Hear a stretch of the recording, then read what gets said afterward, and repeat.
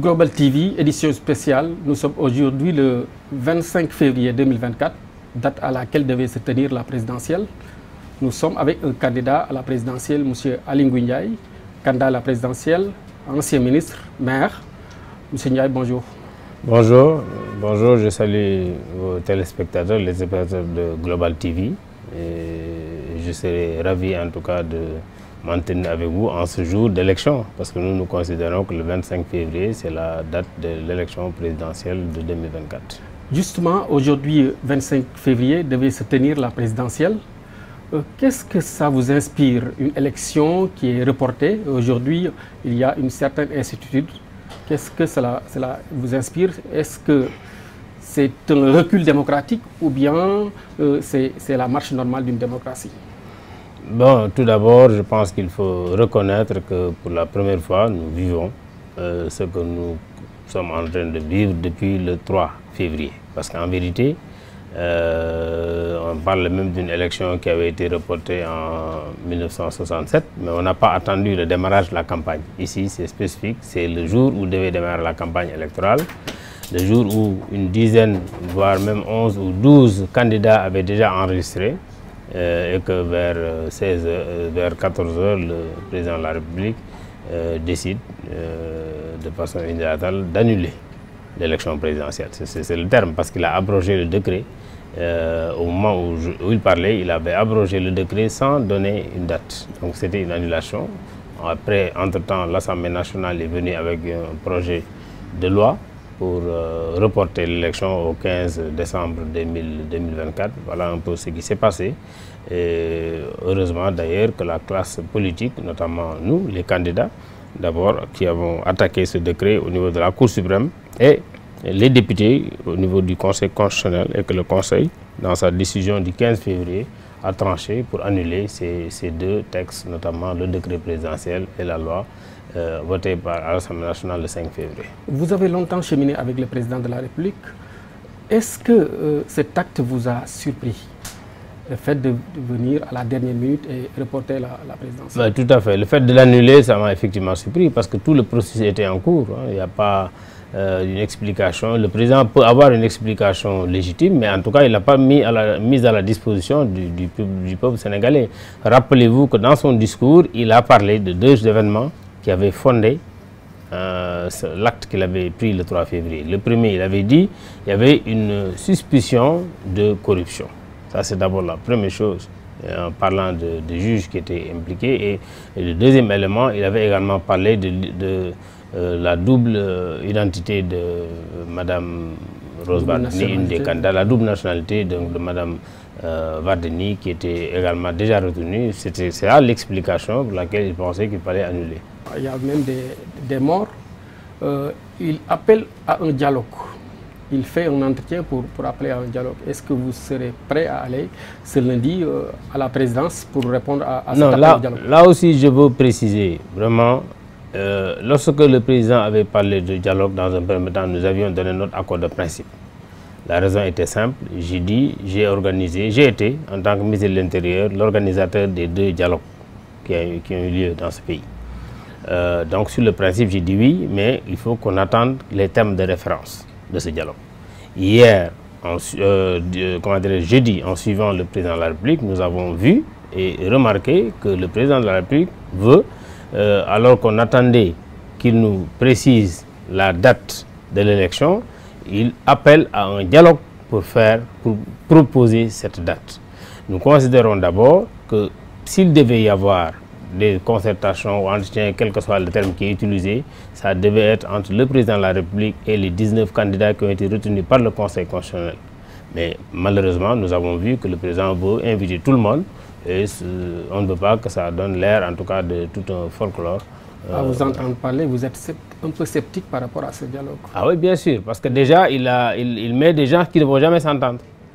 Parce que je sais que ceux qui sont les candidats, 19 candidats qui sont déjà retenus, qui veulent que l'élection se tienne, ne vont pas s'entendre avec les autres qui, soit ils ont été candidats retenus, ou à la limite, ils ont voulu être candidats et ont raté l'occasion pour cette occasion. Donc, si on met tous ces gens-là ensemble, ils ne vont pas s'entendre sur une date, d'autant plus que chacun d'entre eux a déjà exprimé une position publique sur la tenue de l'élection. Les uns sont pour non seulement le report, mais pour la reprise intégrale du processus.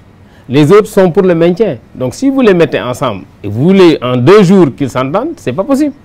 Donc nous, on veut éviter de donner au président de la République cette occasion où il va constater l'échec d'un dialogue qu'il sait déjà au départ, ou peut-être que lui c'est ce qu'il veut, et maintenant dire au Conseil constitutionnel ou bien dire au peuple sénégalais, voilà ce que je vous disais, les politiques ne peuvent pas s'entendre. Et trouver ça comme alibi pour encore rester au pouvoir au-delà du 2 avril. Donc, concrètement, qu'est-ce que vous proposez au président de la République? Nous ne lui proposons rien, nous lui demandons tout simplement de respecter ce que le Conseil constitutionnel lui a dit, c'est de fixer une date d'élection. Est-ce que vous pensez que ça peut se faire d'ici au 2 avril? J'ai été ministre de l'Intérieur, j'ai organisé l'élection. Je voudrais d'abord vous rappeler que jusqu'au moment où le président prenait sa décision le 3 février, il ne restait que 21 jours pour aller à l'élection. Et je considère qu'à ce moment précis, le matériel était déjà commandé. À ce moment précis, les couleurs étaient déjà validées. Certainement, et moi je sais déjà en ce qui me concerne, qu'un imprimeur avait été déjà désigné pour faire les impressions. Et je suis presque sûr même qu'une bonne partie s'est déjà fait. Donc ça veut dire qu'à ce moment précis, il ne restait plus rien à part 21 jours de campagne et aller à l'élection. Donc ça veut dire que quelle que soit la date qui est retenue, en 21 jours, voire un peu plus, il est possible d'organiser l'élection. Donc vous soupçonnez un manque de volonté de la part du président? Tout à fait. De l'organiser et de partir le 2 avril. Mais maintenant, on sait qu'il a dit exactement que sa mission est terminée le 2 avril, mais il n'a pas dit clairement qu'il va partir. Donc, quelle est la solution dans ce cas de figure? Parce que est-ce qu'il y aura le président de l'Assemblée qui va le remplacer? Bon, il dit aussi que le Conseil constitutionnel peut être saisi pour trouver une solution. Le président de la République n'a pas dit qu'il va partir le 2 avril. Il a dit que son mandat arrive à terme le 2 avril. Il a évoqué les dispositions de l'article 36 de la Constitution, en son alinéa 2, qui dit qu'il reste jusqu'à l'entrée en fonction de son successeur.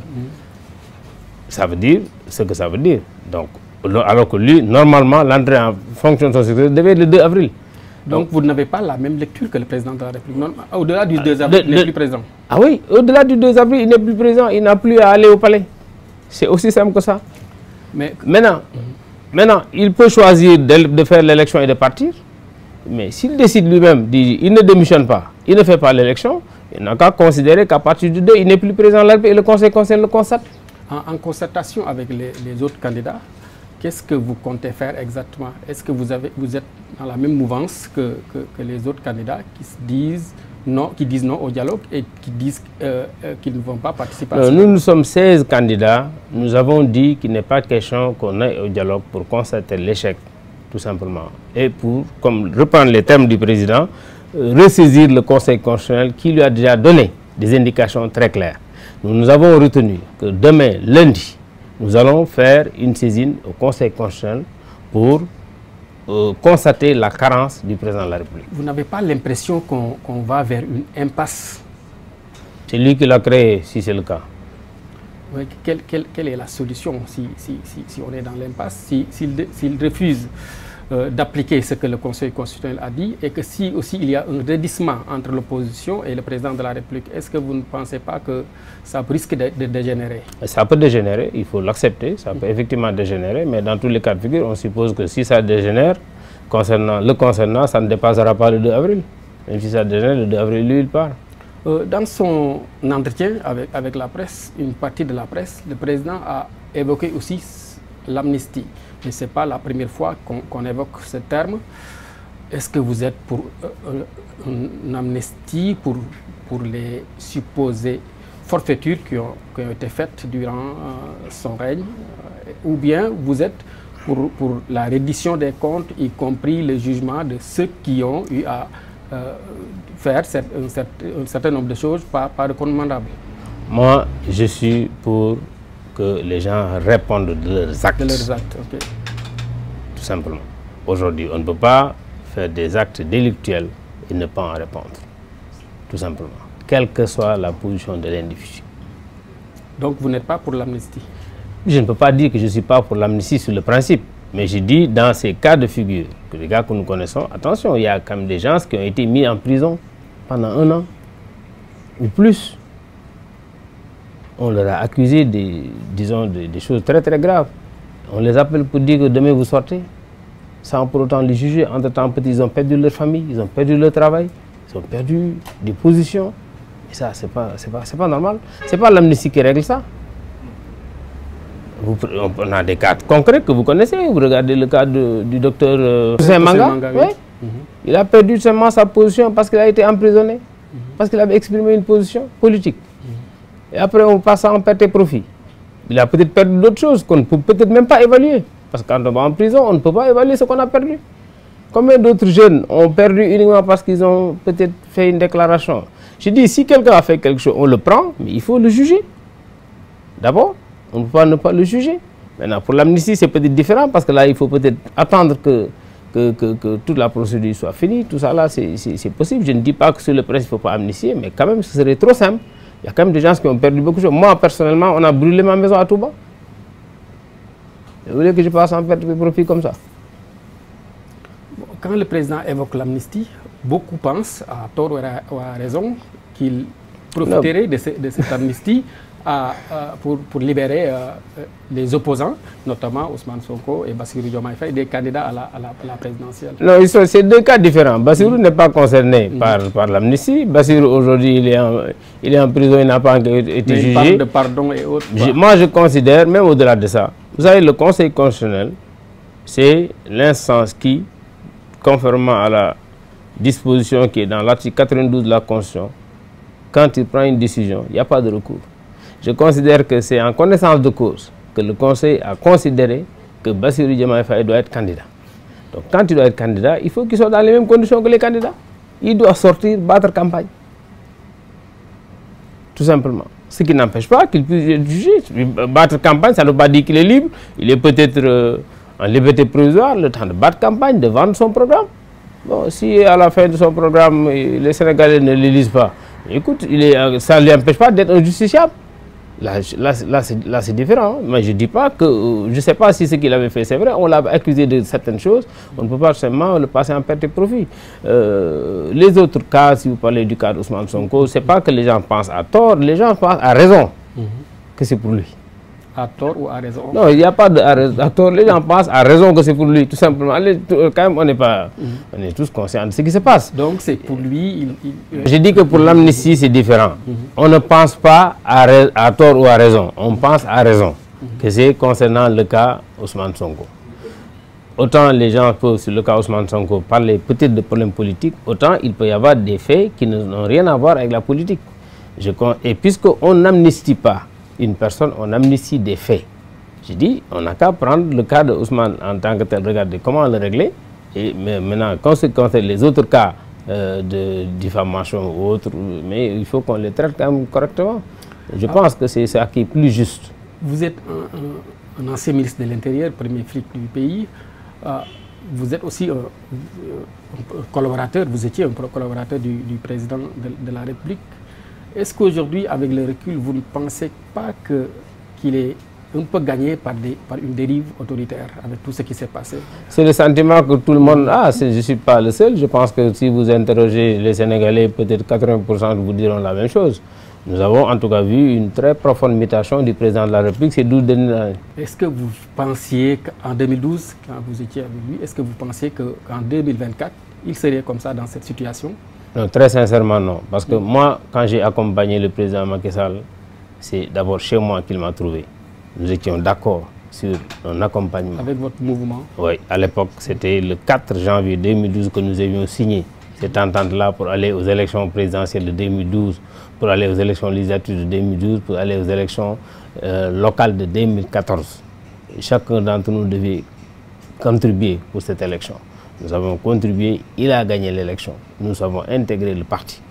On n'a absolument rien à regretter. Et à chaque fois que l'occasion nous était donnée, que le président, nous voyons qu'il y a peut-être des choses qu'on faisait qui n'étaient pas normales, nous avons attiré l'attention là où il le fallait et quand il le fallait. C'est tout ça nous qui nous importait.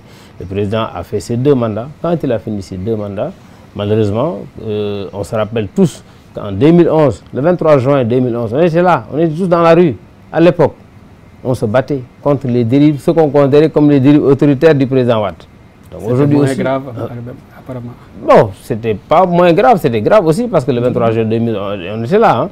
Donc il y avait d'abord l'histoire du troisième mandat, il y avait encore l'histoire du fameux car bloquant, il y avait l'histoire de la vice-présidence, il y a peut-être beaucoup de choses à l'époque qui faisaient l'objet de débats sur lesquels on n'était pas d'accord, y compris le président Macky Sall. N'oubliez pas, le président Macky Sall avait dit que si le président Wade envisageait de rester un jour au-delà du 2 avril, qu'on allait le déloger au palais. Est-ce que vous allez dire la même chose? Bon, nous, on ne va pas le dire comme ça, mais de toute façon, c'est lui-même qui a dit son mandat arrivera à terme. Mais j'ai dit, si son mandat arrive à terme, il n'a qu'à libérer le palais. Il vous a surpris ou il vous a déçu? Bon, je dirais plutôt qu'il m'a un peu surpris pour la fin. Merci M. Aly Ngouille Ndiaye de nous avoir accordé cet entretien. Merci aux chers téléspectateurs de la GTV pour cette édition spéciale. Nous allons poursuivre nos